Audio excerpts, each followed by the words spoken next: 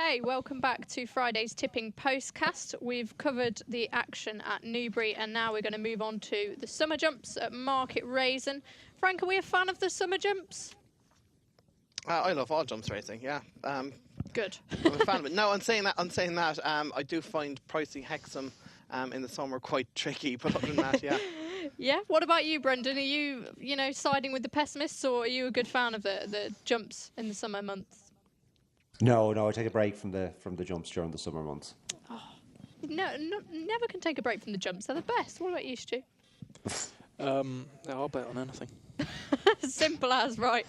Very nondescript. We're going to kick off with the 210, which is the Betfred TV Summer Handicap Hurdle. It's a listed race. Can we have the betting, please, Frank? Yeah, Ebony Express are 7-2 favourite. John Constable and Mad Jack Mitten 11-2. Curious Carlos 6-1. Capstat 7-1. Last year's winner Red Tornadoes 8-1, and we're 11-1 bar. Interesting. Okay, interesting. You mentioned Capstat because obviously Ian Williams has been mixing a lot of his horses on the flat and on the jumps. Kick us off with your thoughts. Capstat's the one for me. He won a Newmarket handicap off 89, 2 runs back on the flat. Ran well enough in the Old Newton Cup off 94. He was beaten under 5 lengths. He hasn't run over hurdles since the county hurdle, which he ran in off a mark of 135. He's been dropped to 132 here. Considering the improvement he saw on the flat, like we think 12 months ago he was rated 79 in the flat and now he's rated 94. I think his mark of 132 is actually quite fair, and you only have to go back to December when he won at Cheltenham off 127. So this looks very big to me. Okay. I would definitely be having a bet in this each way. And Ian Williams is one of my favourite trainers for landing a touch. I think he's magnificent. Really He does such a good brilliant job with his string. What do we make of John Constable? I looked at him because obviously he marmalised them in the Swinton hurdle. He was absolutely imperious that day. And a few of them have come out and won on the flat since. Do you think this is within his grasp? I would say the handicapper has marmalised him afterwards. Well, yeah. Has he not? Like, he's got up £16 and it's a summer jumping and you're probably not the same level as the hurdles races during the winter, but 150 for him to be winning that. Do you not think he can do it now? I think it's tough. I wouldn't be back. I would be backing him off that mark. No. Okay, Brendan, anything to add? I would just add, I find it nearly impossible to resist a horse who's £10 clear at the top. Obviously, John Constable has a big class edge here. I know he got £16 the last day, but he's only 6. The Swinton was a lot better race looks like was going to be a lot better race than the race tomorrow. I thought just because of the flaw in the handicap system, it's not really £16. He's got a decent class edge here. He was the one I liked.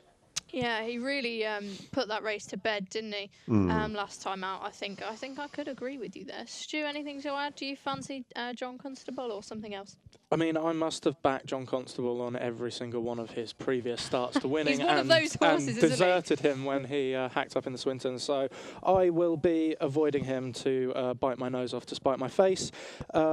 I like Ebony Express, it's a short price, but is very well treated on Imperial Cup form. Yes, I think back to winning ways last time, still £5 lower than when winning an Imperial Cup. As the boys have touched on, this isn't the most competitive handicap he'll contest, and he is. Whilst you can say about John Constable he's taken a hammering from the handicapper, you can very much say Ebony Express is definitely well treated. Trip's a slight concern. It would be on the short side for him, but Sam Twiston-Davis on board, he's perfectly capable of bouncing him out and making plenty of use of him. So, yeah, he'd be the one for me. Yeah, and Dr. Richard Newland, he tends to do really well in the summer months as well. He's all right with handicappers as well, and he's okay, I guess. Yeah, he's very, very good at conditioning horses for certain races. Right, we'll move on to the big race at Market Rasen, which is the Summer Plate. Frank, over to you first. Betting, please. Yeah, I'd like the option 6-1, Poker School 7-1, Days of Heaven and Alcala 8-1, Henryville, Earth Moves and Shelford 10-1, Casino Markets 11-1, and we're 12-1 bar. Okay, I find it quite interesting that Poker School was at the head of the market. Obviously, he improved an awful lot last year, but you couldn't have taken an awful lot of encouragement out of his last run. What was your analysis of the race, Frank? Go back through the last jump season, I was banging on about Poker School for most of it, and I'm going to bang on about him again today. If you go back to the Kempton run in December, he gave a beating to 2 Taffs, who went on and won a decent handicap at Ayr after finishing third in the Close Brothers handicap at Cheltenham. Third that day was San Benedetto, who won the McGull Grade 1 at Aintree, even though he was a bit fortunate. The fourth was Gold Present, who was second in that handicap at Cheltenham. And even Max Ward then, I think, was fifth. He went on and won a decent handicap at Kempton. Now, Poker School ran 3 times afterwards. He ran at Cheltenham over hurdles where he was disappointing. He ran at Sandown where he was beaten 5 lengths by Shantou Village, and he was brutal at Haydock the last day back in May. Now, what I would say is, if you go looking for his best form, it's on tracks like Kempton, flat right-handed tracks. And when you go back to that Kempton run where he won, he's only £6 higher. And I'd say he's still well treated. I wouldn't be surprised if this had been the aim when he didn't get in at Cheltenham. Off 100, I think he was rated 135 or something. That didn't get into the handicap with Cheltenham. They put him away maybe for something like this. I think he's well handicapped. He gets conditions tomorrow. Market Rasen's, flat enough, right-handed track, good ground. Plenty of the ones at the top have been winning, but they're, again, like Henryville's running off 152, Days of Heaven 151, Alcala 147. Like, for them to be winning, you're saying they're, bordering high 150s horses, and I doubt they are. Off a weight at 10.5, I'll give him a go. Okay, why not? You mentioned there's lots of these informed horses. They've all been winning last time out. It's, in a way, it's hard to sometimes sum up how this form looks and collate it all together. What did we make of it, Stu? We'll go to you next. The one that I like is actually a horse who didn't win last time, Shelford. He's been second on his last 4 starts, I think. The reason I like him is he's gone chasing, and he is incredibly well handicapped on the best of his hurdle form. He was rated 140 over hurdles. He's rated 129 here over fences. There's nothing to suggest he's any worse a jumper over a fence than a hurdle.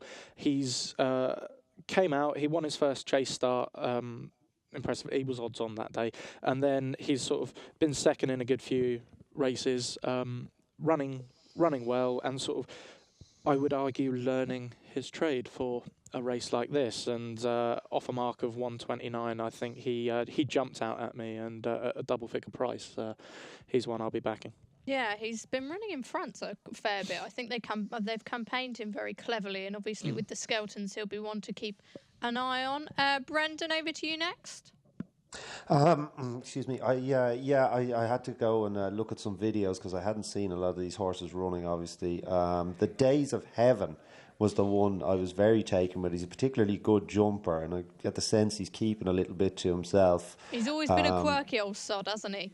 That horse. Oh, has he? I get. Oh, right. He's turned a corner now, though. It seems he's strung a load of wins together, and he's got his act together. Well, yes, Maddie, but now the fact that I've missed 3 weddings, and do I want to go to the funeral with you telling me he's a quirky so-and-so? I think I'll probably pass on this race. There's another one I can pass on, but he would be the one if you forced me to have a bet. Oh, I think, like I say, he's turned a corner, and he's obviously had some sort of attitude adjustment. But anyway, if you're not too confident, then who could blame you? As I say, it's quite a competitive event, that. We're going to move on to Newmarket now and the listed Aphrodite Stakes. Frank, betting, please. Yeah, Fia is 9-2. Isabel de Urbina 5-1. High Hope 6-1, along with Skiffle. More Mischief 7-1. Return Ace and Serenada 8-1. Our 12-1 bar. Okay, kick us off then. I know that Afia was 5th in the Ribblesdale last time. Do you think that's the best form on offer? It probably is the best form on offer, but at the same time, I'm not a fan of, backing these horses that ran, 5th, 6th, 7th, beating 5 lengths, going up next time. There's one that just caught my eye a couple of times in the last year, called High Hopes of David Simcox. Jamie Spencer's booked again. She took a few goals to get off the American Maidens. She eventually won at Fosslas over a mile. She stepped up then to 10 furlongs for a handicap debut. Fosslas a month later absolutely hacked up off Marker 79. Was beaten by a horse of James Fanch called Indulged at Donny on heavy ground on her season reappearance, but went to Beverley then of £3 higher, and again won very, very easily. She's up to 94, but I reckon she can rate a fair bit higher. I'd say she's a 100 horse at least in the making, and there wasn't too many here that I thought, will end up over 100. Obviously, Pia is rated 102 now. But she'll handle a bit of dig in the ground, and I could see her going well at an each way price. And for another reason I really like her, which is non-scientific, is I heard Codaline high hopes twice in the car on the way in this morning, and it must be a sign. Right, cracking. That's tipping from the highest draw from you there, Frank. You mentioned you don't like horses who finish down the field in these races. We have Isabel Bina, who finished 6th in that Oaks. Obviously, Enable's gone on to do extraordinary things since she could potentially be the best 3-year-old in Europe right now. Do you just think that's a case of, well, something's got to finish 6th, or do you give her a squeak?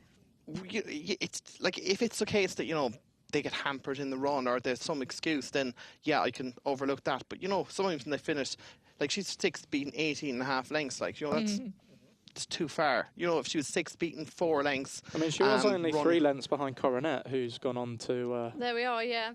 Yeah, I know Coronet has franked it in a way. It's just I was looking for one on the up, and for me, High Hopes is the one on the up, and she handles the cut as well, which is important.